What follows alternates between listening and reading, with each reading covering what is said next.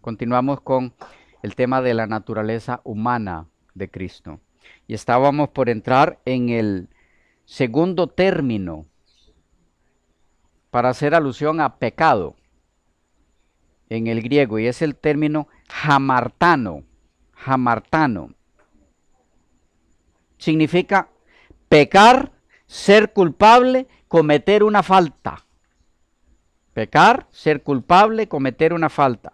Según Alfred Tuggy, se emplea con diferentes matices, entre otros, indicando en qué consiste el pecado. Indicando en qué consiste el pecado. Así se usa en Mateo 27:4. 2. ¿Lo quieren leer? Vamos viéndolos. Mateo 27:4.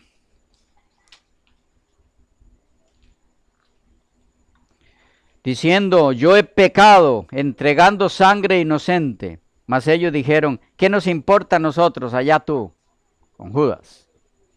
Okay, indicando en qué consiste el pecado. El otro matiz, indicando la manera de pecar. Romanos 2:12. Romanos 2:12. Dice, porque todos los que sin ley han pecado, sin ley también perecerán. Y todos los que bajo la ley han pecado, por la ley serán juzgados. Indicando la manera de pecar. También pueden verlo en Hebreos 10:26. Hebreos 10:26. Dice, pues si pecaremos voluntariamente después de haber recibido el conocimiento de la verdad, ya no queda más sacrificio por los pecados. Que está definiendo la manera de pecar, en este caso, voluntariamente. Primera de Juan 5:16.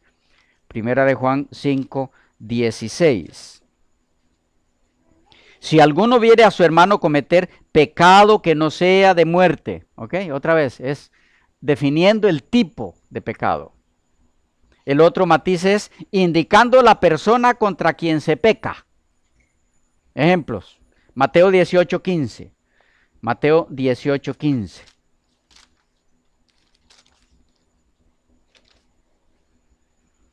Por tanto, si tu hermano peca contra ti, ¿ok? Indicando la persona contra quien se peca, el versículo 21. Entonces se le acercó Pedro y le dijo, Señor, ¿cuántas veces perdonaré a mi hermano que peque contra mí? En ese mismo sentido van a encontrar Lucas 15:18. Lucas 15:18. Me levantaré, iré a mi padre y le diré, Padre, he pecado contra el cielo y contra ti. ¿Okay? Se usa en ese matiz, indicando la persona contra la quien se peca. El versículo 21. Y el hijo le dijo, Padre, he pecado contra el cielo y contra ti. Lo mismo encontramos en el 17:4 de Lucas. Y si 7 veces al día pecare contra ti, y 7 veces al día volviere a ti diciendo, me arrepiento, perdónale. Otro ejemplo en Hechos 25:8.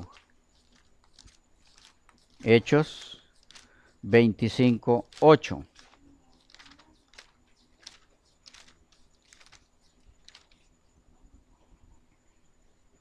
Alegando Pablo en su defensa, si contra la ley de los judíos, ni contra la ley de los judíos, ni contra el templo, ni contra César, he pecado en nada. Siempre indicando la persona contra quien se peca o la institución o lo que fuere. Y 1 Corintios 6:18. 1 Corintios 6:18. Huid de la fornicación, cualquier otro pecado que el hombre cometa está fuera del cuerpo, mas el que fornica contra su propio cuerpo peca. ¿Okay? Siempre en ese matiz. En la segunda mención de pecado aquí. 8:12 de 1 Corintios De esta manera, pues, pecando contra los hermanos e hiriendo su débil conciencia contra Cristo, pecáis. Aquí en las dos ocasiones, contra los hermanos, contra Cristo. Y el último matiz en el que se emplea es indicando el resultado de ese pecado, indicando el resultado. Primera de Juan 5:16. Primera de Juan 5:16. Dice, si alguno viere a su hermano cometer pecado que no sea de muerte, pedirá y Dios le dará vida. Esto es para los que cometen pecado que no sea de muerte. Hay pecado de muerte por el cual yo no digo que se pida. ¿Okay? Indicando el resultado, en este caso, de muerte. El término hamartano significa entonces pecar, cometer un pecado, ser pecador. ¿Okay? Hay diferencia con hamartía, ¿lo van captando? Significa pecado, pero apunta en dirección al acto de pecar, sin que necesariamente el ser que lo cometa sea de naturaleza caída. Así, por ejemplo, se emplea en Romanos 5:12, donde en alusión a todos los que cometieron hamartano se incluye a Adán, quien pecó sin tener condición caída. ¿Me captan esa parte? Lo mismo en el verso 14 y 16, donde se hace referencia al pecado de Adán y se utiliza el mismo vocablo. ¿Cuál? Hamartano, en sus diferentes matices, pero con la misma raíz. Aquí tenemos un acto cometido por un ser que no tenía condición caída, Adán. Se usa entonces hamartano. Esta palabra, hamartano, da la idea de fallar, pecar. Se diferencia, entre otras cosas, según los especialistas en eso, se diferencia de hamartía, porque hamartía incluye en su significado condición caída o calidad del hombre. Hamartía incluye siempre condición caída. Hamartano no.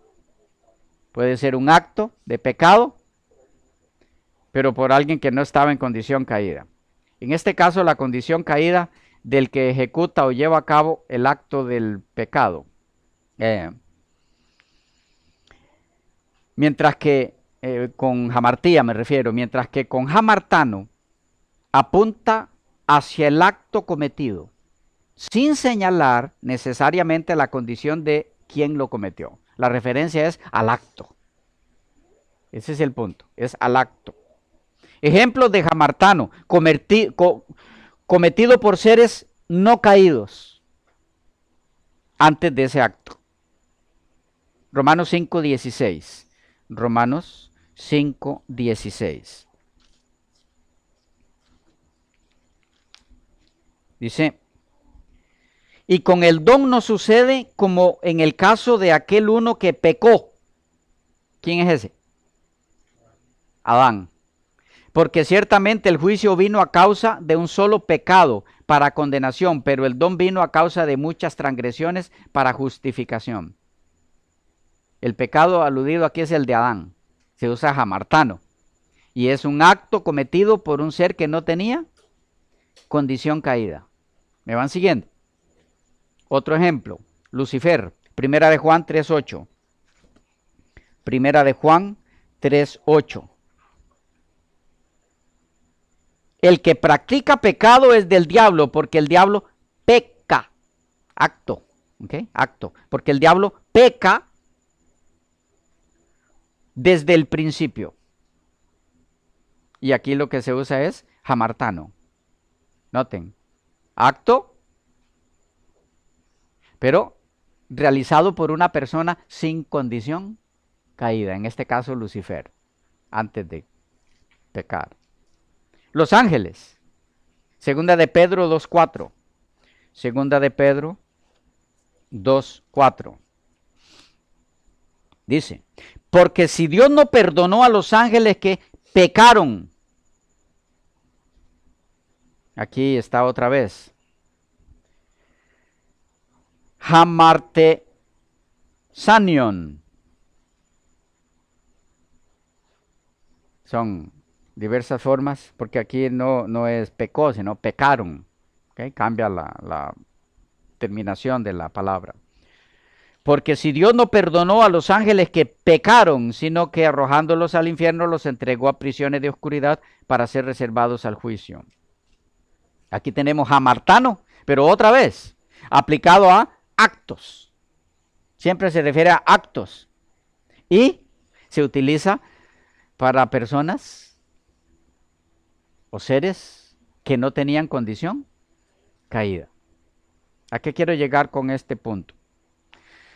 Al hecho de que como hay pecado en cuanto a acto se refiere, cometido por seres que anteriormente a ese acto pecaminoso eran perfectos, sin condición caída, es necesario un término que los describiera, y precisamente ese término es hamartano, porque aunque también se aplica a actos pecaminosos cometidos por seres en condición caída, abarca a los que los cometieron sin condición caída, es decir, los incluye a ellos también.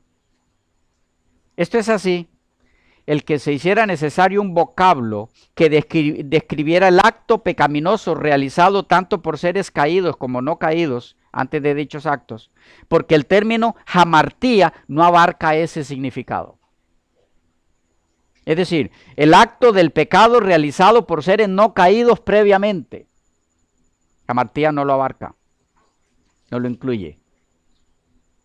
Recordemos que hamartía incluye en su doble significado, dependiendo del contexto, condición caída y acto pecaminoso. Pero nunca se usa hamartía para acto pecaminoso sin condición caída que le preceda.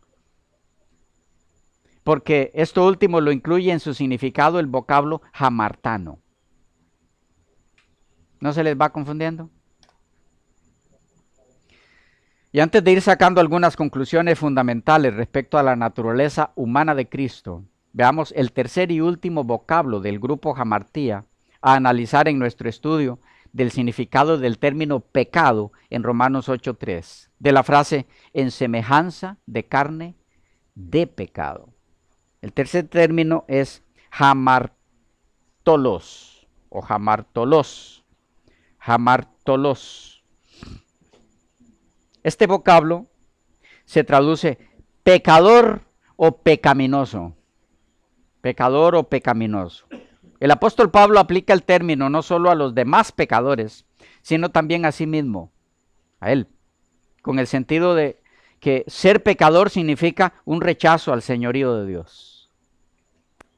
La palabra pecadores, hamartolos, aunque da como hamartía la idea de no dar en el blanco, aparece en el Nuevo Testamento con el sentido de distorsión moral.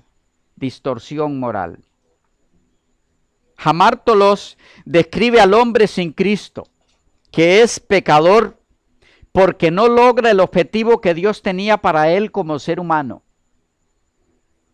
Hamartolos es el vocablo más común para describir la condición caída de nuestra raza humana. El término hamartolos se emplea 47 veces en el Nuevo Testamento griego. Es el vocablo 268. Y siempre significa pecador, pecaminoso. Puede verse también el vocablo... Bueno, el mismo vocablo 268 en las diferentes bibliografías que encontrarán allí o notas que encontrarán al final del documento que está en la página. Algunos ejemplos del uso de hamartolos en el Nuevo Testamento. Veamos unos 2 o 3. Mateo 9:10. Mateo 9:10.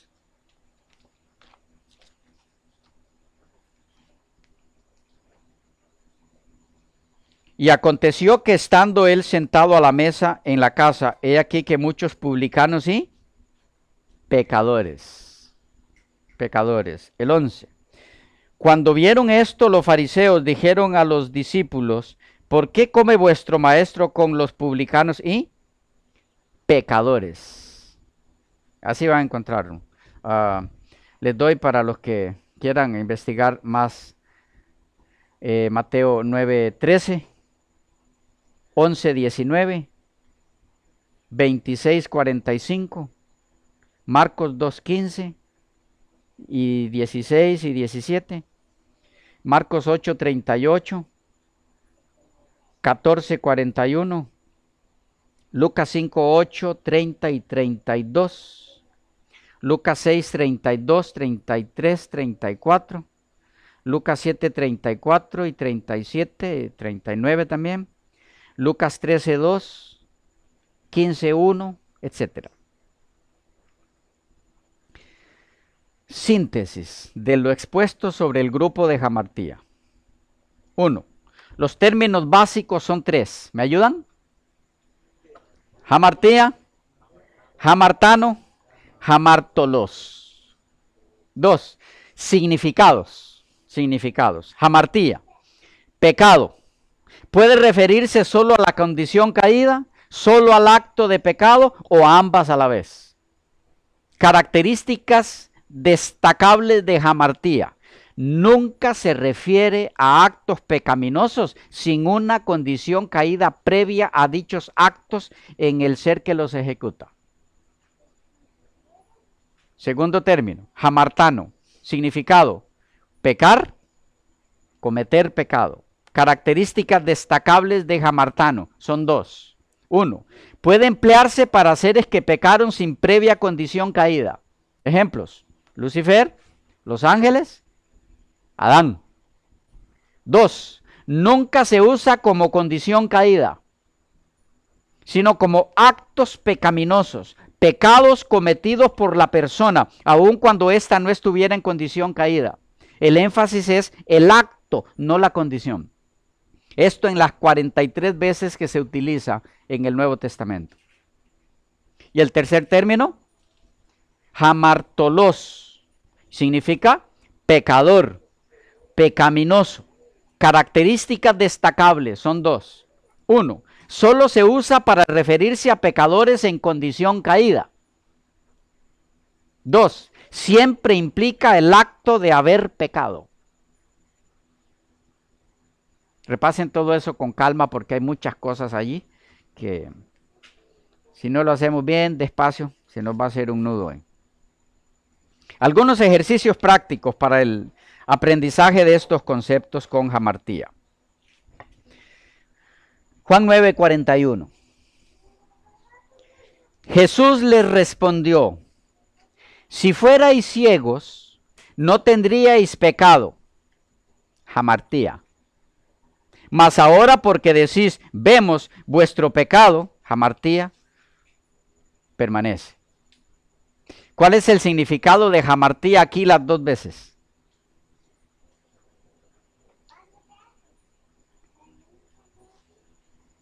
¿Cuál es? Si es condición caída, como hace poco lo mencionamos, el Señor les estaría diciendo que si ellos no hubieran recibido la luz que Él les trajo, que era Él mismo, no tendrían condición caída. Imposible. Bien, entonces ese significado no es posible aquí. El único posible es jamartía como acto pecaminoso. El cometer pecado. Pero no olvidemos que aun cuando el único significado posible aquí es el pecado como acto, que se les está señalando a personas en condición caída. ¿Ok? Eso es clave.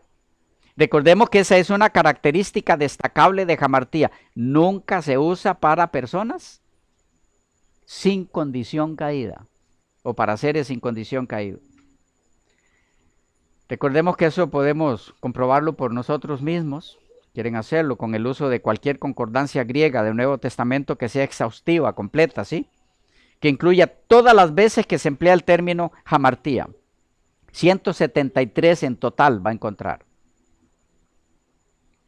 Este mismo ejercicio lo pueden hacer exactamente en la misma forma con el texto de Juan 15:22. Es exactamente el mismo caso. Y también con el versículo 24.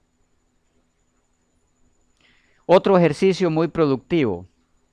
Podemos hacerlo con Juan 9:34. En algún momento dije Juan 9:34 y era 8:34, ¿verdad? Déjenme ver si es este.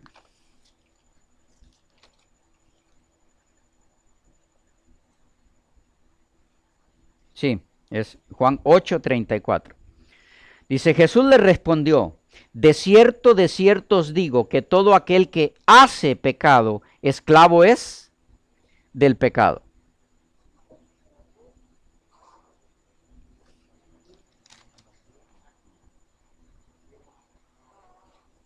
Oh, sí, es que son los dos.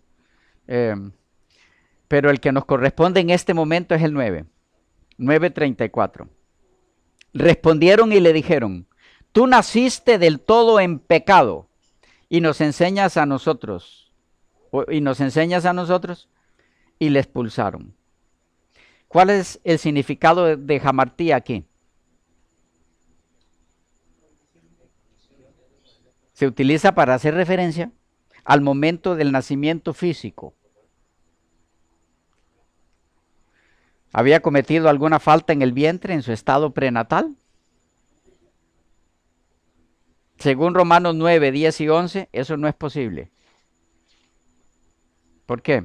Dice, y no solo esto, sino también cuando Rebeca concibió de uno, de Isaac, nuestro padre, pues no habían aún nacido, ni habían hecho aún ni bien, ni mal. No hay actos pecaminosos en un ser prenatal. La referencia entonces en Juan 9:34 como pecado, jamartía, es a su condición completamente pecaminosa al nacer. El concepto equivocado que manejaban los judíos en su mayoría respecto a que los pecados de los padres eran castigados siempre en las desgracias de sus hijos, no elimina el hecho de que el vocablo jamartía se usa para hacer referencia a la condición caída, sin haber actos pecaminosos previos en la vida del personaje que aún no ha nacido. Lo que nos recalca el hecho de que puede usarse pecado, jamartía, haciendo referencia a la condición caída sin involucrar necesariamente actos pecaminosos. Un ejercicio con jamartía complementada con jamartano. Romanos 5:12. Por tanto, como el pecado, jamartía, entró en el mundo por un hombre y por el pecado, jamartía, sigue, bueno, ¿qué dice al final? Porque todos, a ver, ¿me van siguiendo? Voy muy rápido. 5:12. Dice, por tanto como el pecado, jamartía, entró en el mundo por un hombre y por el pecado la muerte, jamartía, otra vez por el jamartía la muerte, así la muerte pasó a todos los hombres por cuanto todos, jamartón, jamartano, de jamartano. Noten cómo el término cambia. Jamartía, jamartía, jamartano. ¿Qué tenemos aquí? Algo muy interesante y a la vez complicado. ¿Qué significado puede tener el primer uso? ¿Por un hombre entró el pecado? ¿Condición caída o acto pecaminoso?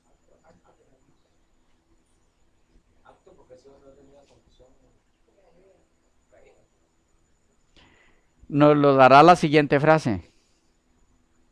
Dice, ¿y por el pecado? La muerte. Permítanme entonces modestamente sugerir, parafraseando. Por un hombre entró la condición pecaminosa, jamartía, y esta indujo a los actos pecaminosos, jamartía, que trajeron como resultado la muerte, puesto que todos los cometieron, jamartano. ¿Okay? Algunos pueden ver en el primer caso de jamartía, a Adán cometiendo jamartía, lo que contradice el concepto que hemos presentado aquí en cuanto a que jamartía nunca se usa para aplicárselo a seres no caídos. Pero el problema se soluciona muy fácilmente si se observa minuciosamente el texto, pues este no dice que Adán cometió jamartía, sino por él, por su causa, se introdujo jamartía.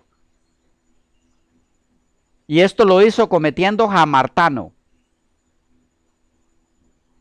como todos sus descendientes, según la última parte del versículo. Y esto de que lo que cometió Adán fue jamartano y no jamartía puede confirmarse y corroborarse por el contexto inmediato de este texto, el versículo 14. No obstante, reinó la muerte desde Adán hasta Moisés, aún en los que pecaron. Jamartano, de la raíz jamartano, a la manera de la transgresión de Adán. O sea que lo que cometió Adán fue jamartano. Es decir, la muerte reinó también en aquellos que no cometieron pecado jamartano como lo cometió Adán o de la misma manera que él. ¿Y en qué forma fue que cometieron pecado jamartano, aunque no como Adán? En el sentido de que Adán lo cometió contra una orden expresa. Es decir, que aunque los hombres solo tenían un imperfecto conocimiento de la voluntad de Dios, escaso, tal como les era revelado por la naturaleza y la conciencia, en cierta medida eran culpables. Pero descontando los posibles grados de culpabilidad individual, la muerte reinaba igualmente sobre todos. Hasta los niñitos estaban bajo su dominio. O lo que es lo mismo, si bien habían pecado y fueron castigados por su pecado, no habían pecado o no habían cometido jamartano en forma semejante a la transgresión de Adán, desobedeciendo un claro y concreto mandamiento divino. ¿Ok? Volviendo a nuestro punto, lo que Adán cometió fue pecado jamartano, en una forma más grave que sus descendientes, por lo ya explicado. Creo que debemos ir concluyendo con nuestro estudio del primer texto que utiliza el término semejanza en relación a la naturaleza humana de Cristo, Romanos 8:3. Pero antes, pienso que de alguna ayuda será para aquellos que no cuentan con ciertas herramientas de estudio, el proveerle la lista completa de los textos que emplean el término jamartía y los que emplean jamartolos, puesto que los correspondientes a jamartano ya fueron dados en las referencias bibliográficas y pueden buscarlos igual. La lista de textos que emplean jamartía, la lista de textos que emplean jamartolos. Bueno, igual, en la parte final correspondiente a la bibliografía, aquí están todos y cada uno de los textos que emplean los diferentes términos. Entonces, lo que podemos hacer es que bajen el documento y allí lo revisan. Si no cuentan con alguna concordancia griega, allí están uno por uno, todos los que utilizan los diferentes términos. Y entonces desearía concluir con algunas preguntas que harán la de síntesis de todo lo expuesto hasta aquí, a fin de entender qué quiso decir el apóstol Pablo con semejanza de carne de pecado en Romanos 8:3. Primera pregunta: ¿cuál de los tres términos del grupo de jamartía para definir pecado se usó en el texto de nuestro análisis, Romanos 8:3? ¿Se usó? Jamartía. Pueden corroborarlo. Segunda pregunta: ¿por qué no jamartano? Porque jamartano es referencia a pecado como acto. Y Jesús nunca realizó, practicó o ejecutó acto pecaminoso. Este término no podía describir lo que Él se hizo al hacerse carne. No podía usarse jamartano. Estaría diciéndosele a Jesús pecador o que cometió acto pecaminoso. Tercera pregunta: ¿por qué no jamartolos? Porque jamartolos es alusión al hombre como pecador o a los hombres como pecadores. Y el término implica definitivamente condición pecaminosa, pero toda vez que se emplea, las 47 veces en total, hace referencia a seres practicadores del pecado o pecadores. Tampoco podía usarse para Jesús. Cuarta pregunta, ¿por qué se usó hamartía para referirse a la carne de Cristo? Porque el vocablo hamartía es el único de los tres del grupo que puede referirse al estado caído o condición caída sin que necesariamente involucre actos pecaminosos. ¿Me van siguiendo? Quinta pregunta, ¿por qué se usó hamartía si este término involucra en algunos casos actos pecaminosos? Porque no existe un vocablo que defina al pecado haciendo alusión únicamente a la condición caída sin que se haga referencia a la vez a actos pecaminosos. No existe. Sexta pregunta. ¿Por qué esto último es así? ¿Por qué no existe tal término?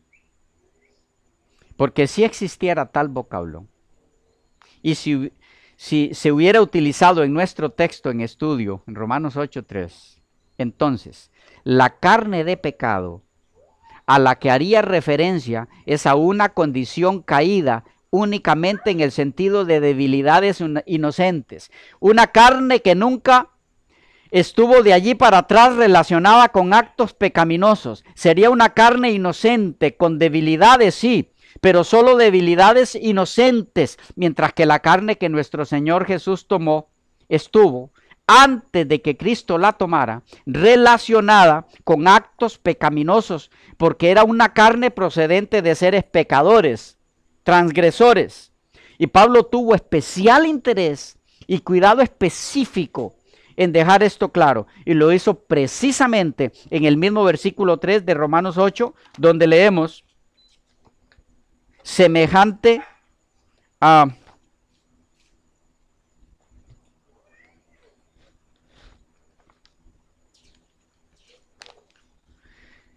en semejanza de carne de pecado. ¿Y qué más? ¿Cómo termina? Noten cómo él recalca lo que está queriendo decir. En semejanza de carne de pecado y en relación con el pecado. Por otro lado, Jesús tomó carne caída porque a los que vino a redimir, dándoles la victoria sobre esa carne, fue precisamente a los que tienen este tipo de carne. No podemos olvidar la primera parte del versículo. ¿Para qué se hizo carne? Es decir, si Jesús tomó carne no caída, entonces su victoria sobre la carne es solo para ser compartida y ofrecida a los que tuvieran ese tipo de carne no caída, o sea, para nadie. Porque no existen tales seres humanos. Gloria a Dios en las alturas. Porque la victoria de Cristo sobre la carne caída que tomó se me ofrece a mí y a ti sobre tu carne caída, para que también en nosotros como en Jesús sea condenado el pecado en la carne.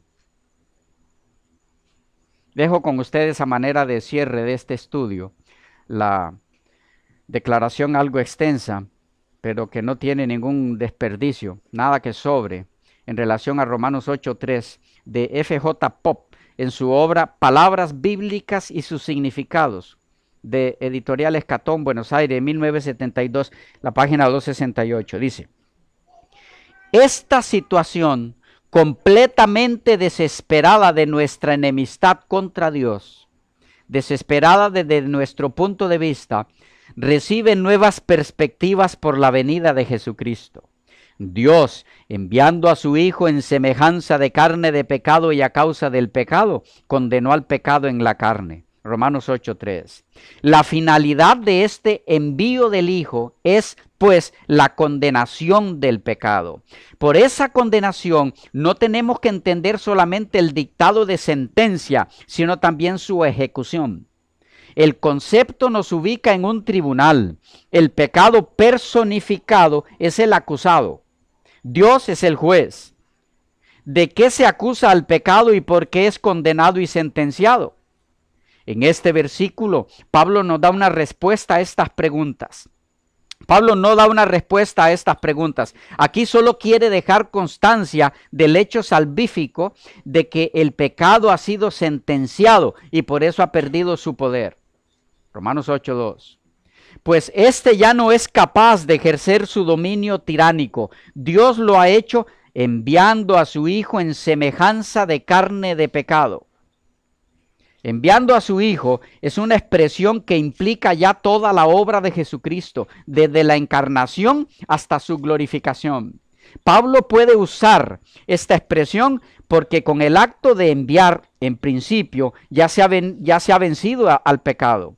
Todo lo que sucede en la vida de Jesús después de ese acto de Dios es la elaboración de este acto. Jesús no hace otra cosa sino seguir el camino que ya empezó cuando fue enviado.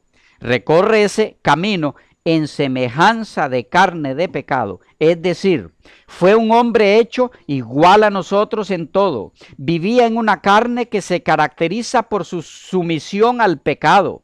Las condiciones no eran favorables para un buen éxito. A pesar de ello, Jesús, siendo verdadero hombre, viviendo en esa carne, se mostró capaz de mantenerse alejado al pecado. 2 Corintios 5:21.